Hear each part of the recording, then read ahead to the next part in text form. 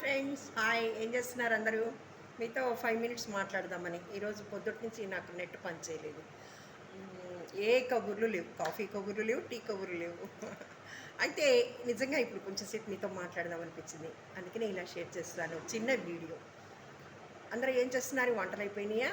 ఇవాళ శుక్రవారం కదా, కొంచెం స్పెషల్ పూజలు కూడా ఉంటాయి అమ్మవారికని, ప్రసాదాలని, ఎవరి ఇష్టానుసారం వాళ్ళు. నాకు కూడా ఇప్పుడే కొంచెం లేట్ అయింది పని కూడాను.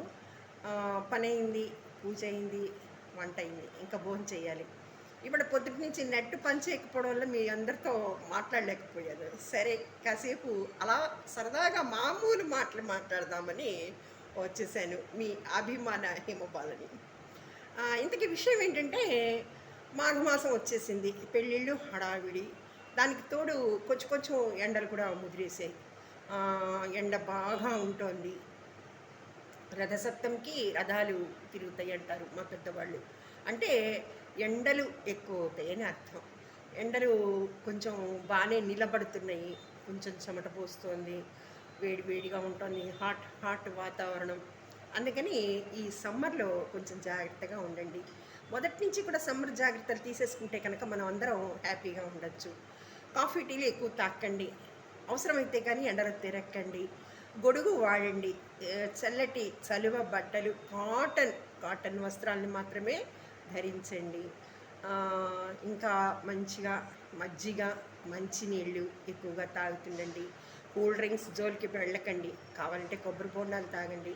న్యాచురల్గా మనకి శరీరానికి చలవనిచ్చే పదార్థాలను ఎక్కువగా తీసుకోండి. అనవసరంగా ఎండల్లో తిరగకండి. అవసరమైతే తప్పదనుకోండి, ఉద్యోగస్తులు వాళ్ళు కూడా తగినంత జాగ్రత్తలు తీసుకొని గొడుగు వాడడం, చలివ కలద్దాలు పెట్టుకోవడం, ఎండకి తిరగకుండా వేల్టికి వెళ్ళడం, వేల్టికి రావడం. ఎక్కువగా ఏసీలు కూడా వాడకూడదు. తగినంత కాస్త ఫ్యాన్ వేసుకొని గాలి వెలుతురు వచ్చే చోట కూర్చోవడమే మంచిది. కాస్త చెమట పోసినా, కాస్త తపన అనిపించిన. ఇవి నాకు తెలిసిన చిన్న చిన్న చిట్కాలు. పెందలాడే భోజనం చేయడం, ఎక్కువ వేడి చేసే వస్తువులను తినకుండా ఉండడం, పచ్చళ్ళని అవాయిడ్ చేసేస్తుండండి. కేవలం శరీరానికి చల్లతనాన్ని ఇచ్చే పదార్థాలను తీసుకుంటూ ఉండండి. కీరా దోసకాయ ఎక్కువగా తింటూ ఉండండి, క్యారెట్. అలాగే వంటలో కూడా చలవ చేసే పదార్థాలని ఎక్కువగా వండుకు తినండి. నేను చెప్పేవన్నీ కూడా చాలా చలవ పదార్థాలు. మరి బీరకాయ, దోసకాయ, వాటర్ బేస్డ్ కూరల్ని వాడుకోండి ఎక్కువగా.